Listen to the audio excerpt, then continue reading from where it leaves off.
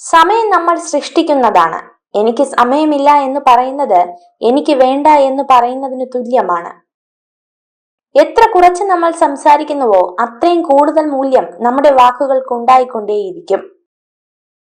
പരസ്പരം കേൾക്കുവാനുള്ള സമയവും പരിഗണിക്കാനുള്ള ക്ഷമയും ഉണ്ടെങ്കിൽ ജീവിതം അതിമനോഹരമാകും. മുനയൊടിഞ്ഞ് തേഞ്ഞു തീരുമ്പോഴാവും മനസ്സിലാവുക ചിലരുടെ ജീവിതങ്ങൾക്ക് നിറം പകരാനുള്ള വെറും കളർ പെൻസിലുകളായിരുന്നു നമ്മളെന്ന്. പ്രചോദനത്തിനായി ഒരിക്കലും കാത്തിരിക്കരുത്. കാരണം അത് നിങ്ങളെ തേടി നിങ്ങളുടെ പിന്നാലെ ഒരിക്കലും വരികയില്ല.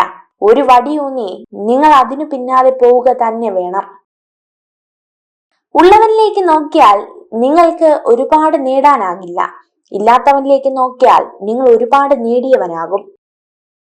ആരുമില്ലാതിരുന്നാലും നമുക്ക് കൂട്ടായി നാം തന്നെ ഉണ്ടാവുക എന്ന് ഓർമ്മ വേണം. നമ്മുടെ സ്വപ്നങ്ങളും ഇഷ്ടങ്ങളും അറിഞ്ഞ് ജീവിതത്തെ ആഘോഷമാക്കി മാറ്റുക. ഏതു തരം ബന്ധങ്ങളായാലും സന്തോഷം നഷ്ടപ്പെടുന്നതും കണ്ണു നിറയ്ക്കുന്നതും സത്യസന്ധമായി സ്നേഹിക്കുന്നവർക്ക് മാത്രവും അല്ലാത്തവർക്ക് അവരുടേതായ ലോകത്ത് സന്തോഷത്തോടെ ജീവിക്കുന്നുണ്ടാകും. ഉണ്ണുന്ന ഭക്ഷണത്തിന്റെ മേൽമയോ ഉടുക്കുന്ന വസ്ത്രത്തിന്റെ വിലയോ ഉറങ്ങുന്ന വീടിന്റെ വലിപ്പമോ അല്ല. സമാധാനപരമായി ജീവിക്കാൻ കഴിയുന്നതാണ് ജീവിത വിജയം. പാതാളത്തോളം താഴ്ന്ന പരാജിതരെ വില കുറച്ച് കാണരുത്. ഭൂമിയിൽ ആഴ്ന്നിറങ്ങുന്ന വേരുകൾ മാത്രമേ പിന്നീട് പടർന്നു പന്തലിക്കുന്ന വൃക്ഷമാകൂ.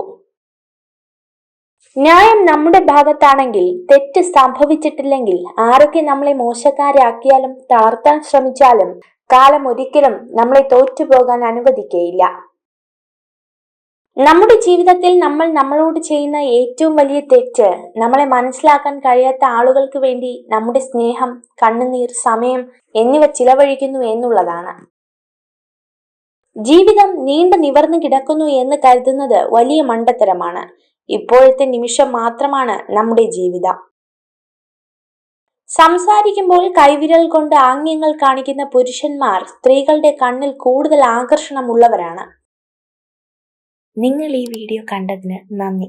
ഇതുപോലുള്ള കൂടുതൽ വീഡിയോകൾക്കായി ചാനൽ സബ്സ്ക്രൈബ് ചെയ്യൂ.